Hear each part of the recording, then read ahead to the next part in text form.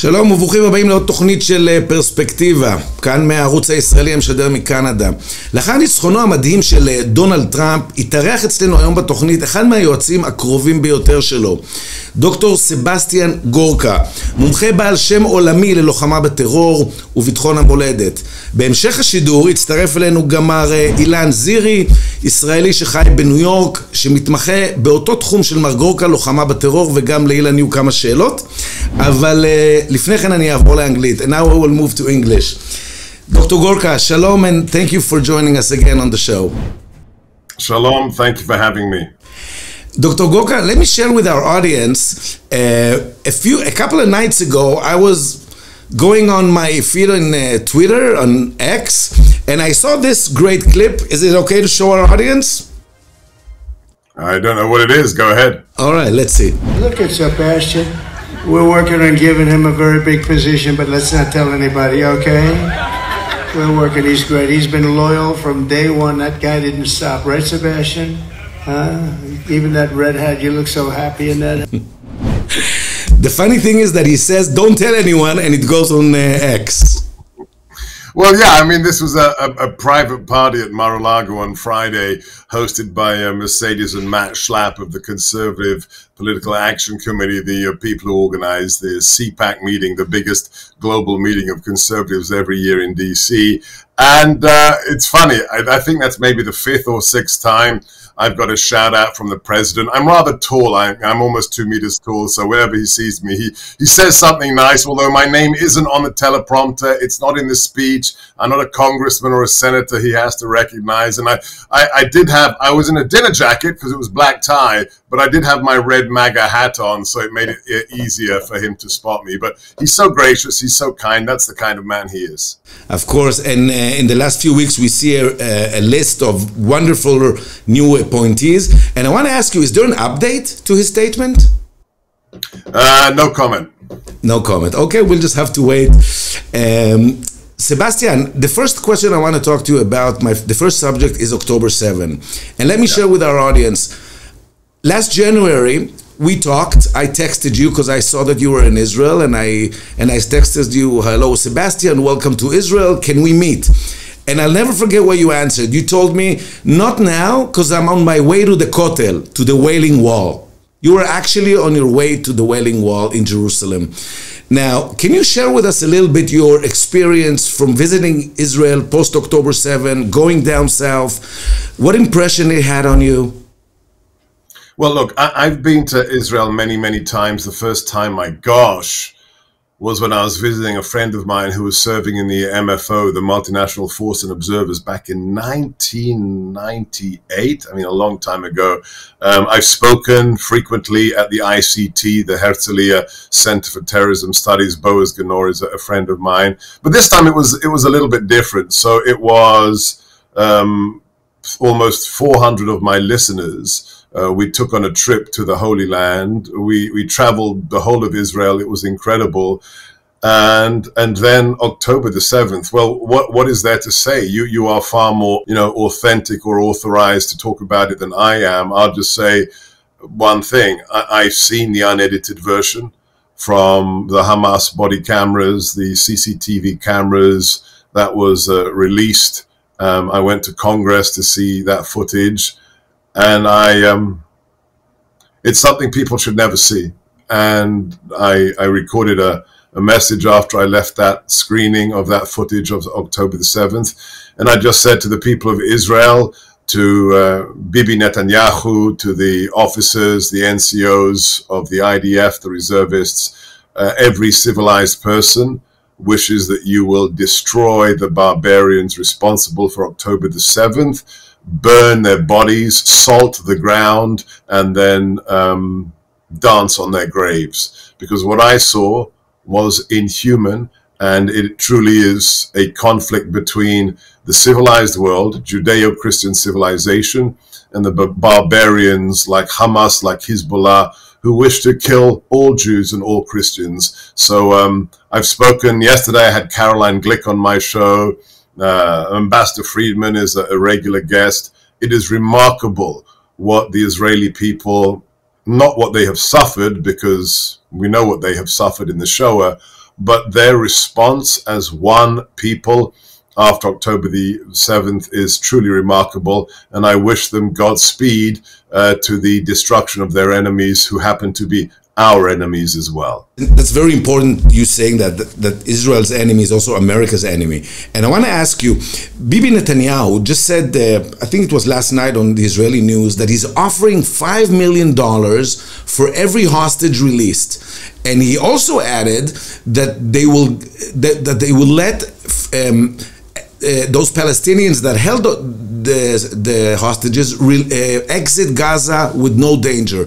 But still, we see no releases. ואני אומר גם לאלה שרוצים לצאת מהמבוך הזה, מי שיביא לנו חטוף, ימצא דרך בטוחה, הוא ומשפחתו, לצאת החוצה, ואנחנו ניתן גם תמורה של $5 מיליון לכל חטוף. Mr. Gorka, this is your expertise, combating terrorism. What don't we get about Hamas? What should be made in order to make them release the hostages? What is the biggest obstacle so far that we haven't found, in your opinion? Northern Force Security, פתרונות אבטחה בהתאמה אישית, כי הביטחון שלך זו המומחיות שלנו. Northern Force Security. The Abergel Hairdressers Dynasty from 1940s Casablanca. Ronan Abergel Hair Salon. Gold Star Appliance Repair. 5-star reviews. Appliance repair. Installations. Duct and vent cleaning services. Serving Toronto, GTA, and Ottawa areas. Gold Star. We've got you covered. Mr. Gorka, this is your expertise, combating terrorism. What don't we get about Hamas? What should be made in order to make them release the hostages? What is the biggest obstacle so far that we haven't found, in your opinion? The biggest obstacle is the IDF generals misunderstanding the threat. So Jonathan Shanzer of the Foundation for Defense of Democracy said something on my show after October the 7th, which shocked me, because I asked him, and Jonathan's a real expert on the threat. I said, how did Israel get this wrong? How did they think that, this was a soluble problem? And he said, the generals in the IDF fell victim to the mental virus that began here in America under Obama. And this was a mental virus I fought as a DOD professor of irregular warfare, working for the Pentagon, as an instructor for the FBI. The clever people in the government under Obama convinced themselves that Al-Qaeda, Daesh, Hamas, Hezbollah, Al-Nusra, that these are political problems, that these can be solved with economic aid and with political negotiations. These are people who haven't studied Islam, the history of Islam, and don't read the texts of Hamas, of the Ikhwan, of the Muslim Brotherhood. They don't understand that this isn't a political problem that can be solved by negotiating at a conference in Vienna. This is an existential threat. And as a result, they bring the wrong tools to the table. The people you are fighting, more than 70% of the population agree with what happened on October the 7th. When more than 70% of Gaza or the West Bank think the murdering of children, the rape and the slaughter of young women is good, then there is no financial reward, there is no political negotiation that will bring victory. There is only the utter destruction of those who lead these organizations, which has been done incredibly successfully recently with the pager operation. And then there is the communication to anybody who wants to be a terrorist, anybody who wants to kill Jews or Christians, that it's not worth it for them personally to choose that lifestyle. So we need to understand that this isn't a political problem. This is an existential and theological problem. Dr. Gorka, if you were in a position that let's say, if you could have done whatever you want, how would you end the war? Let's say no limitations. You can do whatever you want. What would you do to end this war? So I would have done exactly what Prime Minister Netanyahu did, but I would have done it faster. So, you know, the operations in the first few months were slower than I expected, and I don't have visibility on the inside in his cabinet or the Knesset as to why that happened. So I would do what he did, but I would do it faster. And then I would say something that is very un-American. So, you know me, I was born in Europe. My parents escaped a communist regime. I'm going to say something that's very un-American. There is no solution to this war. Americans, you know, we think everything has a clean solution. Why? Well, look, we put 12 men on the moon. Elon Musk yesterday, with President Trump standing next to him, launched the heaviest vehicle the world has ever seen, okay? And then landed it back to Earth as if it was out of some kind of science fiction movie. We believe everything has clean solutions. There is no clean solution to the problem of Gaza and the West Bank. I would point you to my former colleague from the Trump administration, Ambassador David Friedman's latest book, The One-State Solution. When 70% of the population you are trying to deal with wants all of you murdered, there is no political solution. The only thing you have is problem management, not solution, but management. And I agree with my friend David that Israel will only be safe when Israel controls those territories. There is no possibility, maybe in 100 years, maybe in 200 years, when the majority of the people in that territory don't want to murder Jews, maybe then there can be some discussion of sovereignty. But when you teach the children of those territories that killing Jews is a good thing, there is no political solution. So all there is threat management, and Israel taking physical and security control of those territories to guarantee that there will never, ever, ever be another October the 7th launch from those territories. Absolutely. But let me throw in another idea, and I'm interested to hear your opinion about it. There's an idea running around in Israel that the Trump administration would somehow be able to convince Egypt to open its borders of the Sinai Desert and Gaza and let those Gazans just move into Sinai. It's a huge territory there, and then the decades-long threat will be completely eliminated. Do you think it's possible? Anybody who says that is smoking Hunter Biden's crack pipe. I mean, why is the border sealed with Egypt? Why does the king of Jordan not wish to have any more quote-unquote Palestinians? There is no such thing as a Palestinian, but why does he, refuse to have any more people from those territories in his country? I mean, I know the king. His sister, the princess, was a student of mine. I've met General Sisi. Both of these countries understand the threat. I mean, what did we just say? 70% of that population thinks terrorism is okay. Why would you let people who think terrorism is okay into your country? Because terrorism is okay once it's against Jews, not when they're inside Egypt. But what if they change their mind? What if they say, oh my gosh, Sisi's working with Israel, Sisi's working for Jerusalem, or, the king of Jordan is an ally of the Jews? What happens? The Sinai Peninsula is a closed peninsula. It's not connected to the mainland in Egypt. It's closed. Doesn't matter. They can secure it. That doesn't matter. Doesn't matter. Look at the situation since the war in Ukraine. Look at the economy of Egypt. I mean, people don't understand. If the price of bread increases significantly in Egypt, that nation is on a knife edge. Where do they get most of their wheat from? They used to get most of their wheat from Ukraine. We know what the economy is. I mean, I have been to the biggest refugee camp in the world. I took my children there to Jordan, and we actually, on Christmas Day, we visited the biggest refugee camp in the world in Jordan.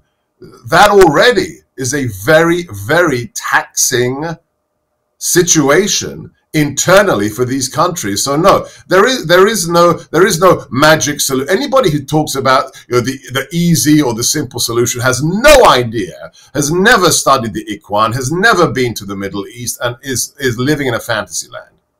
Right. Okay. Another field of your expertise is regarding the guerrilla war, because Israel is not fighting an army for example, the army of Lebanon. Even in Lebanon, we fight the Hezbollah, not the army of Lebanon. Right. It's a new kind of war. Maybe not for Americans, because you had Vietnam fighting guerrillas also there, the Viet Cong.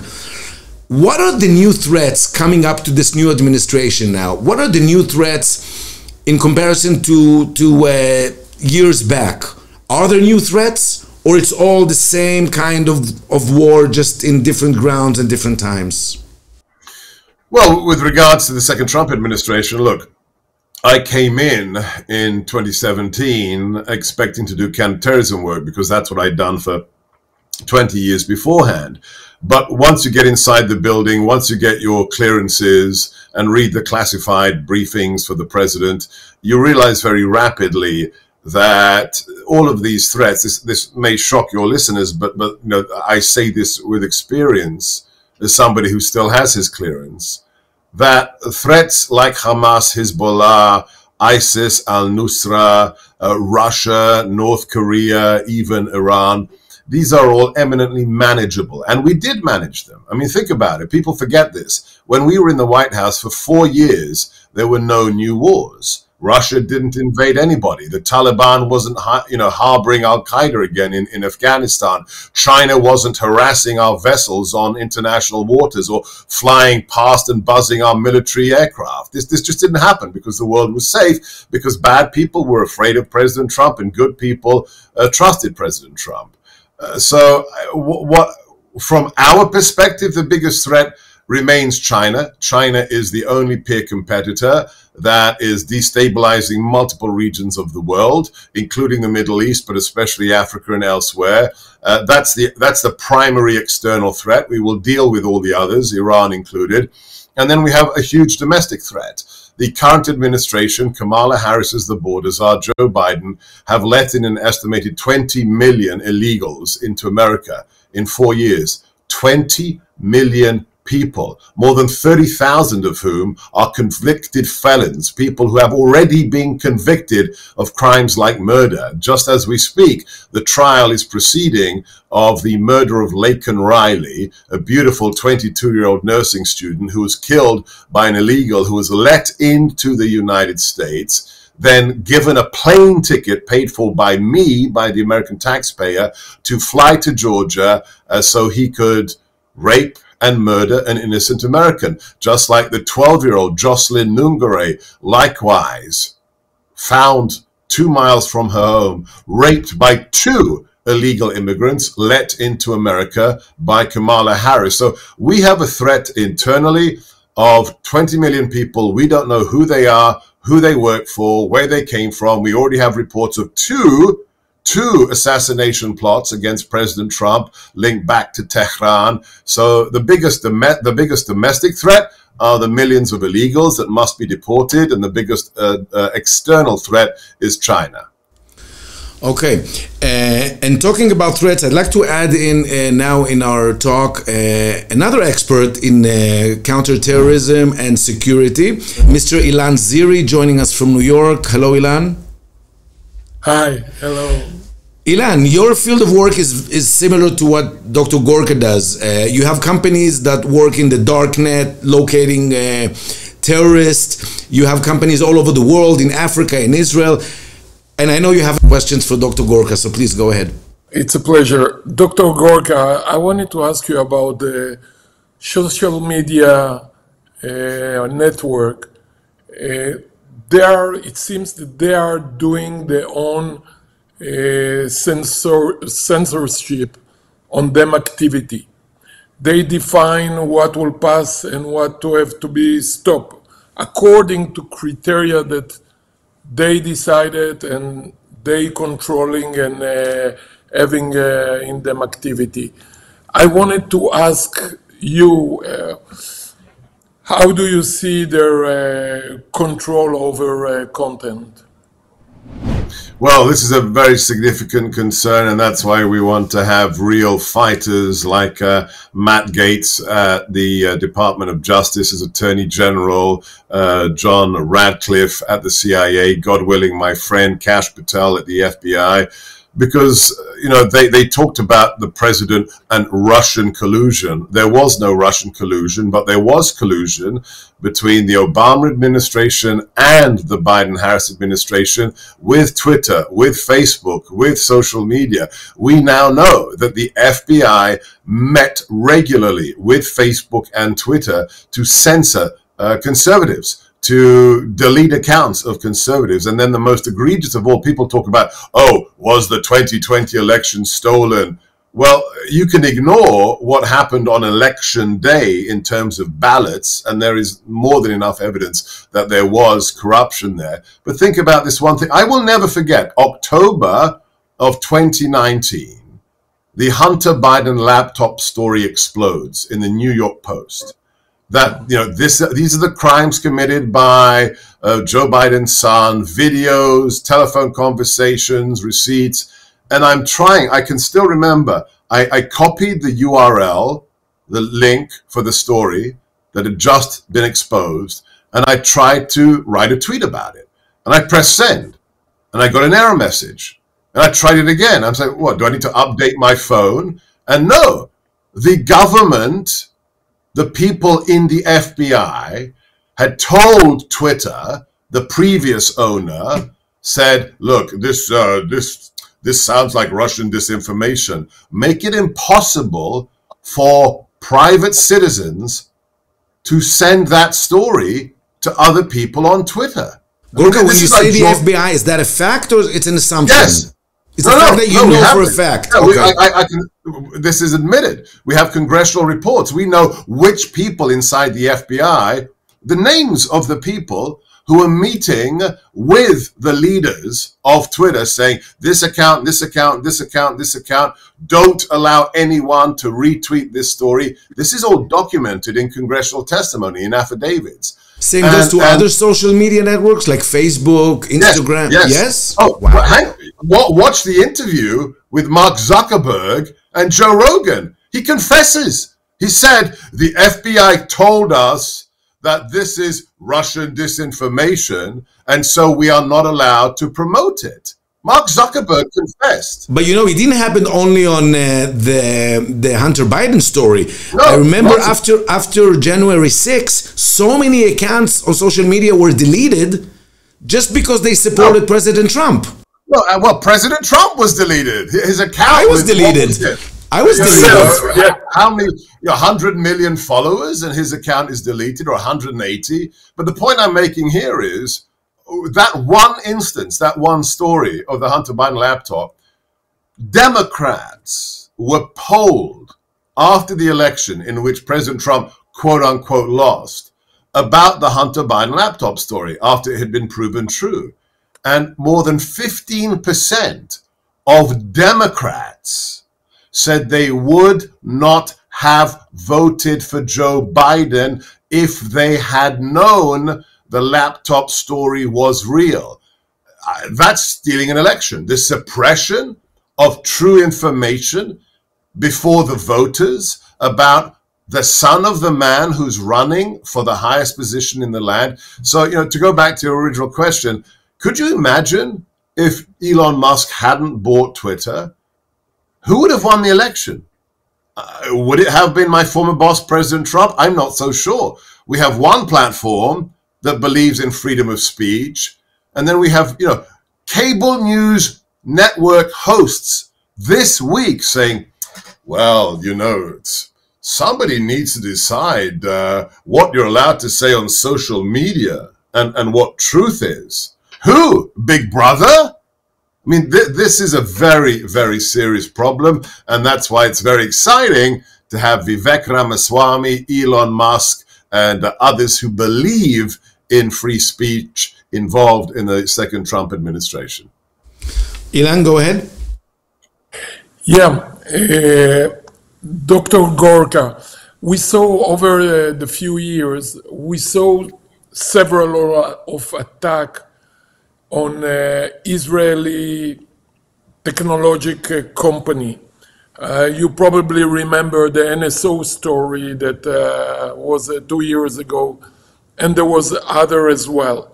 Now, those company did a great job in creating all kind of tools to treat local criminality and terrorist activity.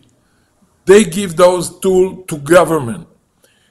They've been accused of violation of human rights and all sort of other issue.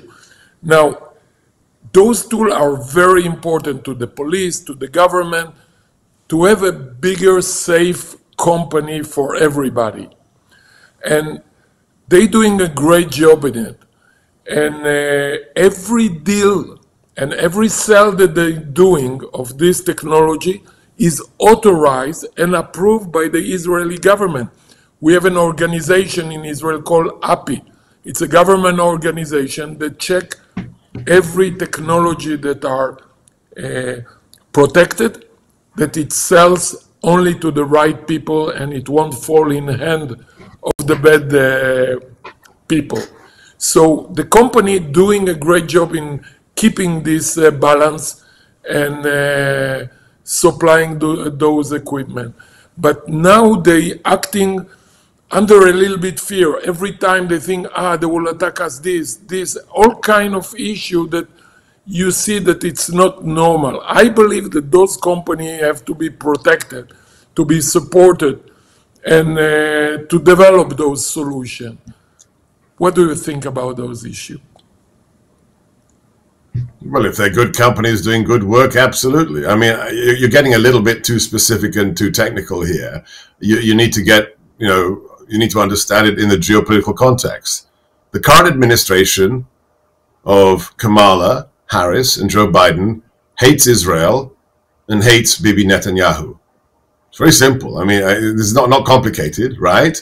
I mean, remember what Biden said when he landed in Germany with Air Force One after the so-called IDF attack on a hospital?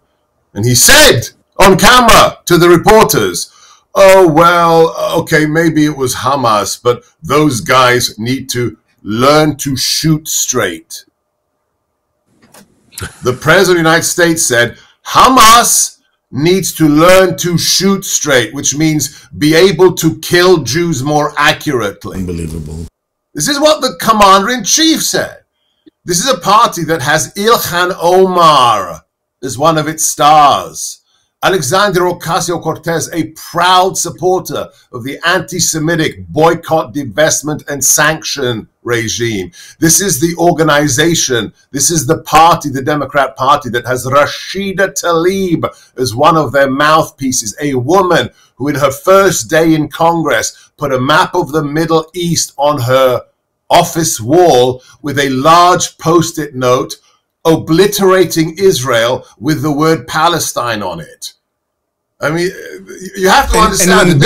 And when Bibi had his speech in Congress, she also had a line, war criminal. She had held a sign. Kamala Harris, who's the president of the Senate, didn't come to Bibi's address recently because she had a more important appointment.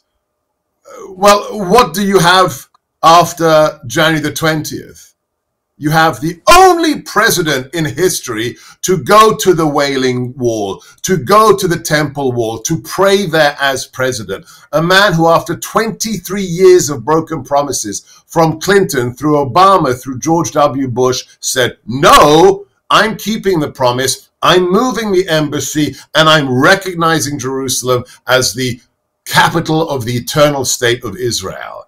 We have a man who's been called literally a Nazi, and his voters all called fascists, who is the most philo-Semitic, pro-Israeli president since the rebirth of Israel in 1948. So I'm not interested in talking about companies that do important work, okay? They will be fine after President Trump raises his hand in 60 days and is sworn in once more as the commander-in-chief.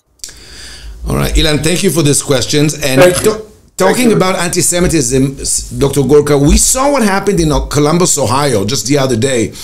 A march of swastikas and Nazis in an American city. This is terrifying to Jewish people across the world, and especially in North America. My question is, what should we expect in terms of a change of how you treat these threats, not only inside America, but the war against anti-Semitism? What should we expect? How are we going to solve this problem? Well, look, as a conservative, you have to be careful here because we believe that government should be smaller and not bigger. This should be a problem that is dealt with locally and dealt with by social pressure. However, the president has made it clear, if you're an organization like Harvard or Yale or any other that allows rampant anti-Semitism on your campuses, you will pay a price. We do have the First Amendment, but we do not have to give you any federal funding. These entities survive in part by their good relationship with Washington and the billions of dollars they receive in federal funding. So if you are not prepared to fire the people responsible, like the president of Harvard, if you're not prepared to police this anti-Semitic language that is genocidal, from the river to the sea is a genocidal chant, there will be consequences for these entities. So I think it's a combination of government action, but mostly local pressure. That's why it's so important. I cannot tell you how proud I am of these young Jewish students from these colleges, from these Ivy League schools, who said, I'm not afraid. I'm going to wear my kippah. I'm going to walk across the square. I'm going to go to class. Yeah. Well, there are many. I had several on my show. Then there are, they go on television. They go on Newsmax, on my radio show. This is how we win. We tell the scum that we are not afraid, and we tell the world that anti-Semitism has no place in colleges, in high schools, in public life in America. Okay, and you've been a great supporter for Israel for many years, and here I have a small little surprise for you, Dr. Gorka. One of our followers wanted to send you something, and here it is. Hi, I just wanted to thank Dr. Gorka for supporting the Jewish people, for supporting Israel, for speaking up when a lot of people didn't have the courage to speak up on social media, and we don't take it for granted. We definitely don't take it for granted, especially after October 7th. So again, thank you so much for always supporting us and for having the courage and conviction and integrity to stand up for what's right. Thank you again. Well, look, you asked me how we fight this. We fight it like Aviva does. Aviva is about like 4'2". She's this tiny, tiny warrior princess. If we have enough Avivas like that, my friend Rabbi Michael Barkley, Rabbi Billett, Jeff Ballabon, Bruce Abramson, if we fight back against the Jew haters, we will win. Thank you for that very, very pleasant surprise. Thank you. So, Dr. Gorka, thank you so much for your time. Can we set another interview for 22nd of January, hopefully in the White House? What do you think? I'm a very suspicious man. I'm not suspicious, very, very superstitious. So let's talk to my guys. Let's make a date, and wherever I am, I'm delighted to help. But in the meantime, follow me on social media, and stay safe, my friends. Okay, thank you so much, Dr. Gorka. Thank you to Mr. Ilan Ziri from New York, and have safe transition. Thank you so much again. Thank you. Thank you. Thank you.